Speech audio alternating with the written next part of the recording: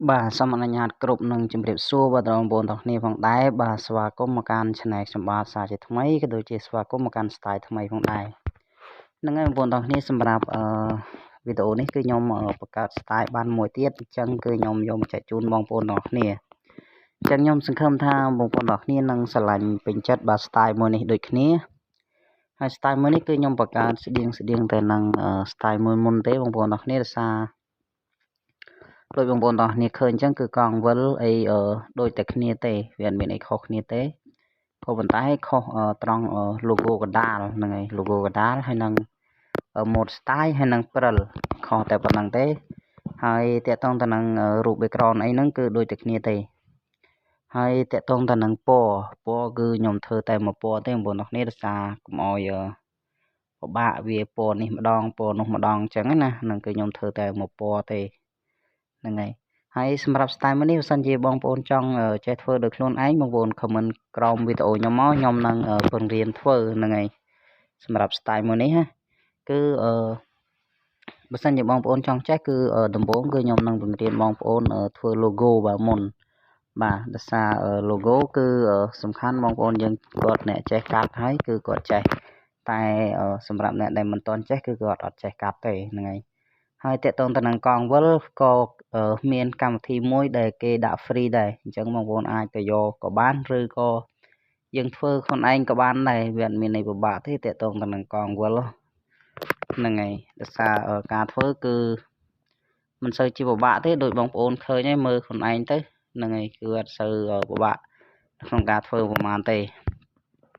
ហ្នឹងហើយតើឥឡូវកុំឲ្យខាតពេលវេលាខ្ញុំនឹងបង្ហាញបងប្អូនទាំងគ្នាពីចំណុចប្រើប្រាស់របស់ style មួយនេះបាទអញ្ចឹងបងប្អូនចូលមកកាន់ខ្មៅដៃនៅក្នុងនេះគឺខ្ញុំអត់មានដាក់អីទេកន្លែងដែលខ្ញុំដូចខ្ញុំធ្លាប់ប្រាប់បងប្អូនអញ្ចឹងគឺកន្លែងណាខ្ញុំដាក់ភាសាខ្មែរគឺកន្លែងហ្នឹងសុទ្ធតែបងប្អូនកែបានហ្នឹងហើយអាចកែពណ៌វាកែអីបានតាមចិត្តហ្នឹងហើយតែបើកន្លែងណាខ្ញុំអត់មានដាក់អាហ្នឹងគឺអត់អាចកែបានទេបងប្អូនអរគ្នាដោយសារវាពិបាកអញ្ចឹងណាបានខ្ញុំអត់ឲ្យកែហ្នឹងហើយដំបូងឡើយគឺរូប background ពីក្រោយនេះបងប្អូនចង់កែអាចមកកែមកវាគឺតែ3ចំណុចទេណាបងប្អូនអរគ្នានេះចំណុចលើនេះមួយហើយចំណុចកណ្ដាលនេះមួយហើយនឹងក្រោមនេះមួយតែ3ចំណុចទេហើយក្នុងចំណុចហ្នឹងបងប្អូនចង់កែកន្លែងណាមួយបងប្អូនគាត់ចុចលើវាបងប្អូនឃើញនេះមានអក្សរមានឈ្មោះហើយមានលេខបាទខ្ញុំស្រេមិនបងប្អូនស្រេតាមមកស្រេតាមអស់ហើយបងប្អូននឹងឃើញនេះចំណុច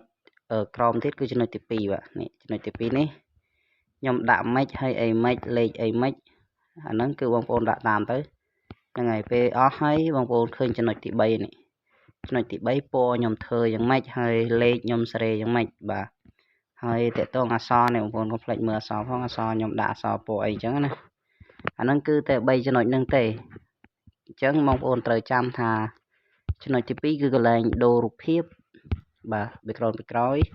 ចំណុចទី3គឺកន្លែងធ្វើពណ៌ហើយចំណុចទី1ខាងលើនេះគឺកន្លែងស្រេឲ្យរូបភាពនឹងវាធំវាទូចវាញាក់ឬក៏វាញ័រអីអាហ្នឹងគឺវាតាមហ្នឹងហើយខ្ញុំធ្វើមកនេះគឺអត់មានអីពិបាកទេគឺដូចតែគ្នាទេនេះព្រិលតកតងទៅនឹងព្រិលនេះគឺខ្ញុំធ្វើមកតែមួយទេព្រិលកវងនេះបាទនេះបងប្អូនឃើញហើយខ្ញុំដោះថេកទៅវាបាត់ហើយអញ្ចឹងព្រិលនឹងដូចខ្ញុំប្រាប់មកអញ្ចឹងគឺកន្លែងធ្វើវាតែ3ចំណុចទេអញ្ចឹងបងប្អូនអាចធ្វើបាន3ចំណុចដូចរូបភាពពីក្រោយមកអញ្ចឹងហ្នឹងហើយបន្ទាប់មកអត់មានអីទៀតទេអញ្ចឹងមកកន្លែងនេះបងប្អូនឃើញនេះខ្ញុំដាក់កងវិលបាទកងវិលទី1ហើយlogo ទី1កងវិលទី2ហ្នឹងហើយបន្ទាប់មកយើងអូសមកទៀតមកមើលទៀតមកថាមានភាសាខ្មែរទៀតឬក៏អត់បើមានបងប្អូនមើលទៅនេះខ្ញុំដាក់logo កណ្ដាលហើយនឹង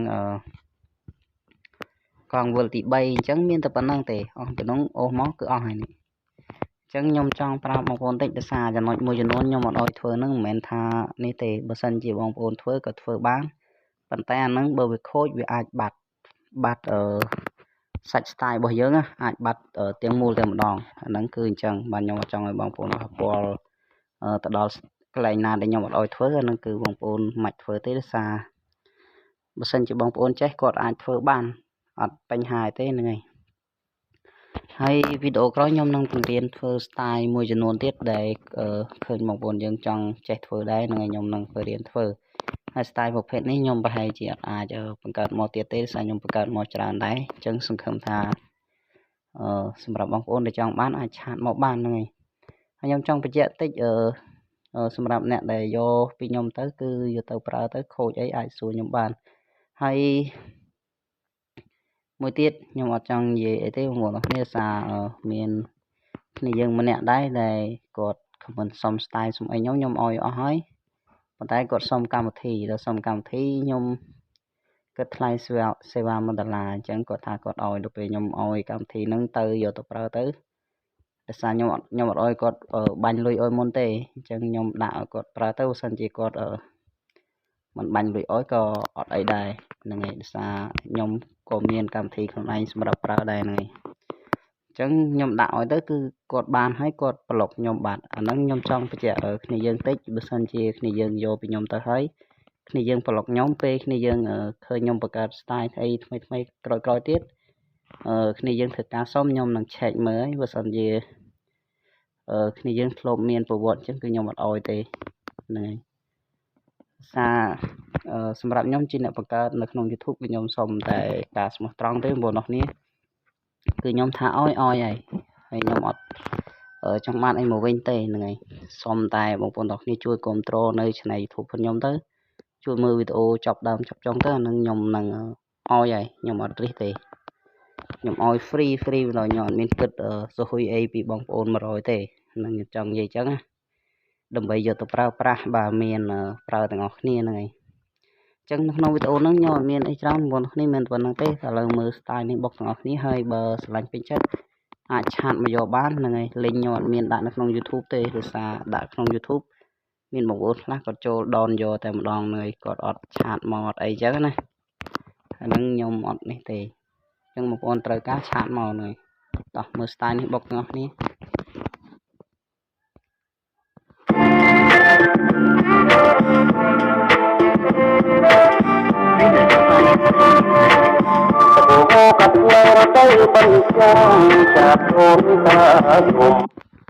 ហ្នឹងហើយបងប្អូនទាំងគ្នាសម្រាប់ style មួយនេះគឺខ្ញុំធ្វើមកតែប៉ុណ្្នឹងទេហើយបើសិនជាបងប្អូនទាំងគ្នាចង់បានអាចឆាតមកយកបានហ្នឹងហើយលេងមាននៅAV player របស់ខ្ញុំបាទដោយសារខ្ញុំអត់តន់ពលាវាចេញពី file ទេបងប្អូនទាំងគ្នាគឺខ្ញុំទុកនៅក្នុង AV player បើសិនជាបងប្អូនយើងចង់បានខ្ញុំនឹងពលាវាចេញជា file ហើយនឹងផ្ញើជូនហ្នឹងហើយចឹងអត់មាននេះច្រើនទេបងប្អូនគ្នាមានប៉ុណ្ណឹងទេនឹងឲ្យអរគុណច្រើនសម្រាប់ការគ្រប់គ្រងនិងតាមដានទស្សនាបាទវីដេអូខ្ញុំក៏ដូចជាការជួយចុចជួយ like នៅវីដេអូខ្ញុំផងដែរអរគុណច្រើនចាំជួបគ្នានៅ style ថ្មីក្រោយទៀតហ្នឹងហើយបាយ